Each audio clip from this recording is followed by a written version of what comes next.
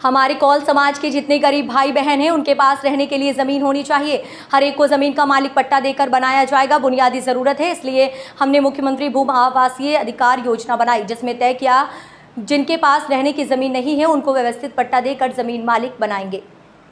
जून के प्रथम सप्ताह में आप तारीख तय कर लो, मेरी तारीख ले लो, कौलगढ़ी का पुनर्निर्माण का शिलान्यास कर दिया जाएगा।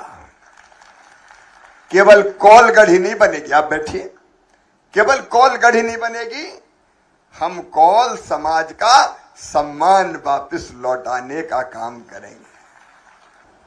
हमारे जितने भाई बहन गरीब हैं, कौल समाज के हैं, उनके पास रहने की जमीन उनकी होनी चाहिए, तो हर एक को जमीन का मालिक पट्टा देके बनाया जाएगा। ये बुनियादी जरूरत है।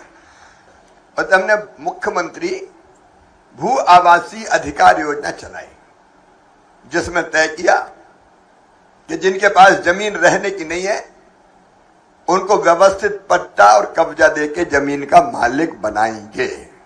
मैं आज अत्यंत प्रसन्न हूं। ये कौल समाज वो समाज है, जब भगवान राम को वनवास हुआ था और वनवास के लिए जंगल में गए थे, तो भगवान राम को भी फल फूल और आश्रय देने का काम कौल समाज ने ही किया था।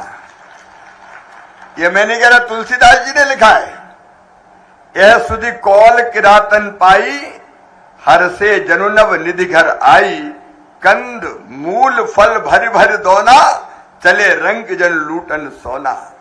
भगवान राम के आगमन का समाचार मिला।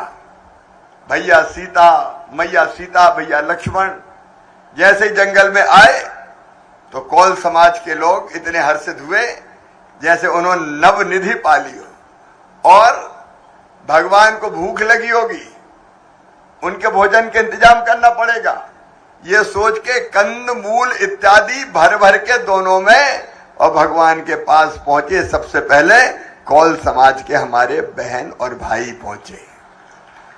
और केवल इतने ही नहीं, उनकी पर्ण कुटी बननी थी, वनवास पर रहने के लिए कुटी बननी थी, तो उसके बारे में भी तुलसीदास जी लिखते हैं, कौल किरात बेश सब आए, रचे परंतन सदन सुहाए, बरन न जाए मंजु दुई साला, एक ललित लघु एक विशाला। ये कौल समाज के ही भाई बहन थे जिन्होंने दिव्य पत्तों और घासों से सुंदर घर बना दिए। 2 घर बनाए, 2 सुंदर कुटिया, एक बड़ी कुटिया भगवान राम और मैया सीता के लिए, एक छोटी कुटिया लक्ष्मण जी के लिए। अरे तुमने तो भगवान को भी घर दिए हैं कौल समाज के बहनों और भाइयों।